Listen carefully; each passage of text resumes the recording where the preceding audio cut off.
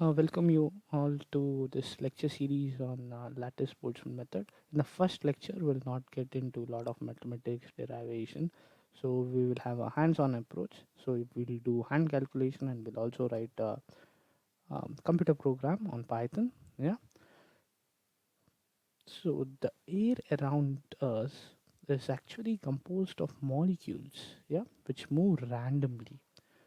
So what we do in this fluid mechanics, or which is called Eulerian approach, yeah, rather than tracking this so many molecules, which is like almost like Herculean task to do, we focus on a region, yeah, and there's molecules which is coming in and there's leaving, yeah. So there's molecules which come from the left side and goes to the right side. So we identify a region of space, yeah. What do these molecules do? They undergo collision, that is they meet, yeah, at some point, and then they advect to some other point or move away. So there's collision and then there's streaming or propagation. Yeah. So there's exchange of physical property like momentum, energy on collision. There's something before collision, there is something after collision. So by time they reach equilibrium. So that is the when undergoing collision, there's no more changes in this physical property. So what we'll do is we'll not go the Newtonian way of like having momentum before collision, momentum after collision, or energy before collision, or energy after collision. To do that for so many molecules, rather we'll go the statistical way. Yeah. So what is like how much percentage of molecules have velocity in this range? Yeah, we'll deal with distribution. Yeah. So we will deal with the property f, which is called velocity distribution function. So this property takes into account the position, velocity, and time. So this will say the molecule is at this position with this velocity at this instant of time. So after some time, it may go here. Yeah. So these digital particles can be described by this equation. Yeah. So say some digital particle k. Yeah. It after it like it undergoes collision. So this is collision operator. So the right hand side is collision or post collision. There's something known as pre collision and there is post collision. So pre collision is meeting of say we have two digital particles. So they meet at location I. They undergo collision. After collision, this F changes. Say we'll call it as F star. So this right hand side is this F star or post collision. So after collision, what happens? They were at I. They met at I. But eventually I was like the digital particle 1 was supposed to go rightwards, but it met particle 2. Similarly, for particle 2, it was supposed to go leftward, but it met particle 1 at I. So, after undergoing collision, which is post collision, they do streaming or advection. So, the particle 1 moves to right to I plus 1, the particle left moves to I minus 1. Yeah. So, there are different ways to approximate this collision operator. So it is non-linear and quite complicated. There are no analytical solution for this collision operator. So there are different ways to do it. So one is BGK, which is the simplest. Then there is MRT. Then there is TRT. Then there is cascade. Then there is cumulants. Yeah. So we will. So the BGK is approximated as 1 by tau by F equilibrium minus Fk, where tau is called the relaxation time. We'll talk about all these things in detail in the coming lectures. For now, we will okay. So the next thing is at for now we'll see it is just some time. Yeah. Then we'll talk about like what happens at equilibrium. So at equilibrium, F no more changes. That is, Fk will be F equilibrium. So this collision operator becomes 0. So here, if you put 0, there's no more change of Fk in collision. There's only streaming. Yeah, the particle 1 here will go to the next point. That's all. There's no collision after it has reached equilibrium. So we will take up this. We'll do this hand calculation or hands-on approach. So first we'll do it on a pen on paper, then we'll write a computer program. So the problem statement is something like this. So we have a long thin bar, yeah, whose ends are maintained at certain temperature.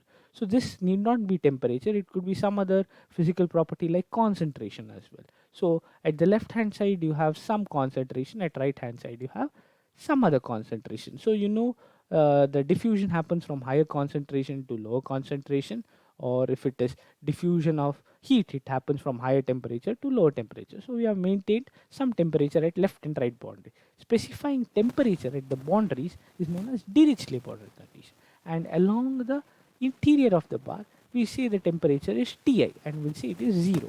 So this is at time T0. So if the temperature at left side is higher, heat will flow from left to right. So after some time it won't remain 0, it will change. That is what we want to compute. Yeah. So how do you compute this temperature? So far we have talked about velocity distribution function f. So how do you use that to compute something like temperature? Yeah. How do you go from statistics, like the statistical physics or the mesoscopic physics, to the macroscopic physics? That is by computing moments. That you sum this, actually it is integration, but you can write it as summation of fi. Yeah. So in case of, like, we are dealing with 1D, yeah, which is a number line, so we have two digital particles d1 q2. So you sum these at a lattice node. The temperature is found by summing this velocity distribution function of digital particle 1 and digital particle 2. Yeah. How is equilibrium computed? By multiplying weight with the temperature. We already know the temperature at the interior point, so you just multiply with the weight, you get the equilibrium distribution function. So how is this weight known? We'll do it in future lectures, how this weight is computed. For now we'll say it is importance of digital particles. Since we have two digital particles, so we'll assign the weight to be half. The sum of the weight should be 1. Yeah. So the first step, we have this physical domain of long thin bar. We'll divide this domain into large number of lattice nodes. Yeah. 0, 1, 2, 3, 4 and 5. So 0 is the left boundary, 5 is the right boundary. At each lattice node will populate with two digital particles d1 q2, particle 1 which moves to the left and particle 2 which moves to the right. So this is our equation for lattice Boltzmann method. So left hand side you have streaming, right hand side you have collision. So this right hand side we'll call it as some star. This we have to compute, which is called the post collision. Star is called the post collision. Fk is called the pre collision. Fk equilibrium is the equilibrium velocity distribution function. So to compute post collision, you need what is pre collision, right? You know the equilibrium, but you don't know, like, when they're meeting before collision, what is the value. So how do you assign that? So the one of the way to assign is, it is like, anyway we know the end state is equilibrium, so why not assign it to the equilibrium value? How do you compute equilibrium? By multiplying weight with the temperature at that point, which is known. Initial temperature is known, weight is known, so you compute equilibrium, that you assign to the, like, uh, pre-collision velocity distribution function. And now how do you compute relaxation time? It depends on the diffusion coefficient. For now we will take it as 1.5. We'll not worry about how it is computed. In future lectures we'll compute. The first lecture is to get the feel of lattice Boltzmann method. Yeah. Step 2 is the collision of digital particles. So digital particles meet at the lattice node. There's pre-collision, post-collision. So this is about computing post-collision. So here we know how to compute equilibrium distribution function. We know the relaxation time. We have assigned pre-collision same as equilibrium. So we compute this post-collision. Yeah, we know all these values, and collision happens only at interior lattice node, not at the boundaries. So location 1, 2, 3, 4. So we know the initial temperature there. We'll compute the equilibrium velocity distribution function. We have two digital particles, particle 1 and particle 2. Then you have the pre-collision, which is same as equilibrium. Then you compute post-collision. By plugging all these, you compute post-collision is Fk star for digital particle 1 and digital particle 2. So that is our collision step. So after collision, what happens? They were supposed to go to the right. They met there. So they will do streaming or hopping or propagation. That is, they move to the neighbor, that is the next lattice node. One will move to the right and two will move to the left. So with what velocity, like how big step they can take? They can move only to the one immediate neighbor, not two steps. Why? Because their velocity is delta x by delta t. In LBM we take delta x and delta t to be 1. Since we are dealing with the mesoscale, we'll talk about this, like, in future lectures, like how to, like, move from macro scale time to mesoscale time. Yeah. So d1 q2. So we have two digital particles, one which is moving to the right and one to the left. So the particle 1 moves to the right, so it has delta x by delta t is both 1. So c1 will be 1 and c2 will be -1. It moves to the left. So we'll keep track of how digital particle 1 moves. So 1 which was at 0 will go to the 1, 1 which was at 1 will go to the 2, 1 which was at 2 will go to the 3, 1 which was at 3 will go to the 4, 1 which was at 4 will come to the 5. Similarly for particle 2, 1 which was at 0 will come to the 1, 1 which was at 1 will come to 2, 1 which was at 2 will come, 1 which was at 1 will come to 0, 1 which was at 2 will come to 1, 1 which was at 3 will come to 2, 1 which was at 4 will come to 3, 1 which was at 5 will come to 4. See what happens at the boundary. So if you take the left boundary, there is no lattice node to the left. So the velocity distribution function of particle 1 will be unknown. That's why I put a question mark here. And if you take the right boundary, velocity distribution function of particle 2 which is coming from the right is unknown. That's why I put a question mark here. Yeah, so we'll create a table. So location 0, 1, 2, 3, 4. We know the post collision for 0 and 5 which is the boundary. There's no collision involved. So uh, so since there is no collision, it's same as equilibrium. So which is weight into temperature, that is written. So next we do streaming. The one which is at for digital particle 1 at lattice node 1 will come from the left. So that is what is written, W1 TL. 1 at 2 will come from 1. That is all written. It's written here. Yeah. So similarly for digital particle 2, 1 which is at 4 will come from 5, will arrive from 5. So that is written here. 1 at 3 will arrive from 4, 1 at 2 will arrive from 3, 1 at 1 will arrive from 2, 1 at 0 will arrive from 1. So these are the unknown velocity distribution function. Why? Because there is no neighbor to the right and to the left. Yeah, there's nothing coming from both sides. So F1 is unknown at the left boundary, there's no neighbor to the left, and at the right, that is the extreme one, right? That's the boundary. After that, there's no digital particle. Similar with the right boundary, there's nothing coming from the right. Yeah. So how do you compute that F1 at the left boundary and F2 at the right boundary? Yeah, we have the boundary condition, that is finding unknown velocity distribution function using the boundaries. So how we know temperature is summation of velocity distribution function. So we have two digital particles F1 and F2. At the left boundary, there's nothing coming from the right. So the unknown is F1. Yeah. So we know temperature is F1 plus F2. You compute F1. And at the right boundary, there's nothing coming from the left. So F2 is unknown. So T right is F1 plus F2. You compute F2. Yeah. So for calculation purpose, we need some value for the left and right. So we'll take temperature at left is 1 and temperature at right is 0. And about the interior, at initial time, we have already taken it as 0. Yeah.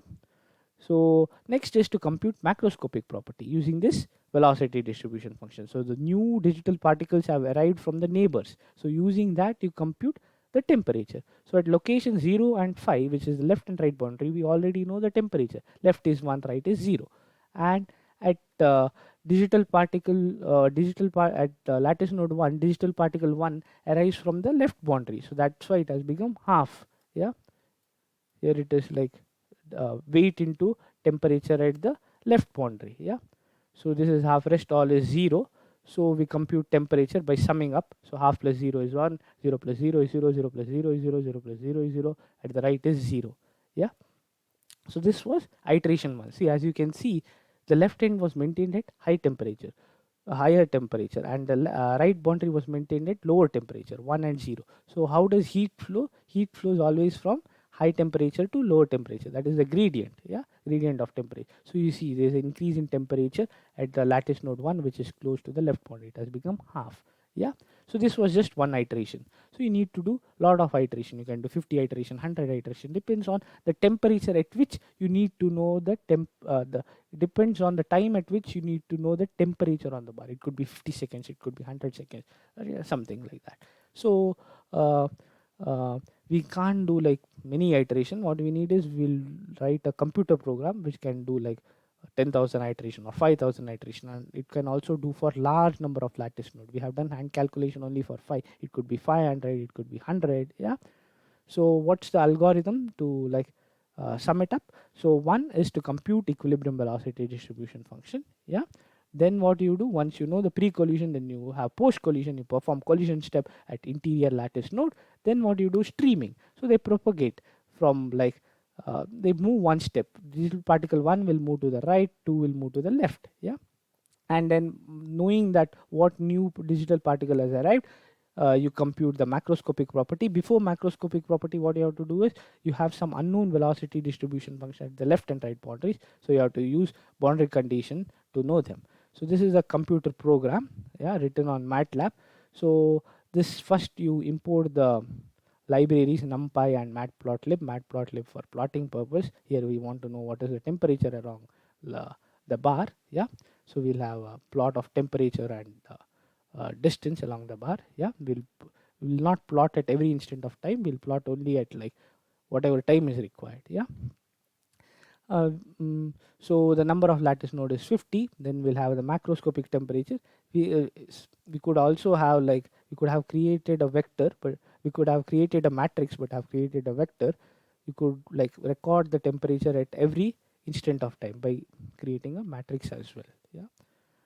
So temperature at left and right boundary is initialized, TL and TR. You can tweak with this. You can give it like change it. That is the purpose of writing a general code. Yeah. Then you have the weights, then omega, then you have velocity distribution function F1 and F2, then you have post collision velocity distribution function. This is pre-collision, and then you compute the velocity distribution, equilibrium velocity distribution function, which is weight into temperature. Initial temperature is known. Then you do initialization. Yeah.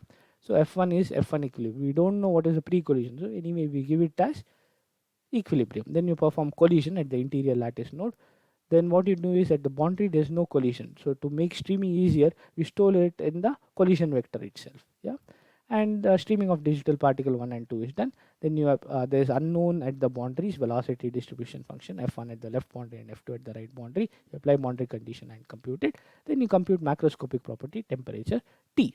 Yeah, at the interior lattice node, and this you iterate it a lot of times. Yeah, compute equilibrium, do collision, apply boundary condition, do streaming. Yeah, uh, and then finally you want to know temperature at some instant. You could actually plot it for all the instant of time, but I've done it like once it reaches equilibrium, that is 5000 iterations reaches equilibrium, you have a straight line. Yeah, a linear profile. So if you can recall the heat conduction equation, so it is del square T by del x square is K times del square. No, if you recall the heat equation, which is a parabolic equation, so it is del T by del T is alpha del square T by del x square. So what happens is there is once it has reached equilibrium, there is no more change with time marching. So that del T by del T goes to 0. So you have del square T by del x square equals 0. Since it is like 1D, you can write it as d square T by dx square equals 0. So your analytical solution is available. It should have been a straight line. Yeah, that's what we have got. You can do comparison with analytical solution as well. Yeah, the parabolic equation, you can refer to it. It's available in most of heat transfer textbooks. Yeah. So I hope you got like how lattice Boltzmann method is done. It's actually a very easy method. I don't know why it is not taught in why there's no courses in India like in any of the colleges. I learned it by myself. I thought it will be useful for like people to know this method because it has wide ranges of application. It can be applied to many areas. So next we'll take up all these areas one by one. You can do like the fluid dynamics, that is the flow. So you can where you have to compute velocity field and pressure field. We'll start with coed flow, then we'll have flow in channel, then we'll have obstacle in that, multiple obstacles. We'll do flow around a car, yeah, which is quite interesting. We'll take up some car which is available here in India, maybe Tata or Mahindra, or we'll create that, and then we'll do a flow around it and compute drag and lift. We'll do flow around aerofoil as well. Yeah, any obstacle of any shape. Then what we'll do is we'll also compute temperature field. That is for non-isothermal flow. Suppose you have an obstacle, the flow entering has some temperature. So as it moves past the obstacle, it heats the obstacle. So we'll do even such things. Then this was for Newtonian fluids like water or air. What happens to the non-Newtonian fluids? So that also LBM can do. Non-Newtonian fluids example are the paste. Early morning you put it on your brush. That is a non-Newtonian fluid. It could be sauce. It could be tomato sauce, or it could be chocolate sauce. It could be the blood in your body which moves. Yeah, from like the heart pumps it, so it flows along the arteries. LBM can do even that. It can do aeroacoustic simulation. It can do combustion. It can do multi-phase flows. Yeah, like it can do bubble dynamics. Yeah, it can do image processing, image filtering. It can do radiative heat transfer where the digital particles are replaced by photons. It can do simulation of batteries where you have, say, for example, lithium ion batteries where you have transport of ion and electron. LBM can even do that. It can do interface capturing using volume of fluid method. Yeah, suppose you have a bottle, you fill water, so initially it is only air. So as the time evolves, it water level starts increasing. There's an interface moving, surface tension effects, all these. LBM can do even that. It can do even moving obstacles. So in uh, Eulerian frame, what you do is you fix the obstacle and then you have flow around it. But if you have seen during rainy season, if you make a paper boat and leave it in a stream of water, it moves. So the obstacle is moving. So how do you do moving obstacle? Moving is usually Lagrangian. Yeah, you keep the track of the flow, like whatever this is. For example, PIV does that. So what you do is you seed particles, and then you track the how the particle moves. Every particle is tracked. That is Lagrangian. So how this moving obstacle is done. So with Lagrangian markers or something. So we'll try to cover even that, where there is coupling between immerse boundary method and lattice Boltzmann method, that is Eulerian and Lagrangian. For example, motion of a fish or something like that. We'll try to apply LBM to as many as areas as possible, and we'll have hands-on approach on this lectures with codes. Yeah,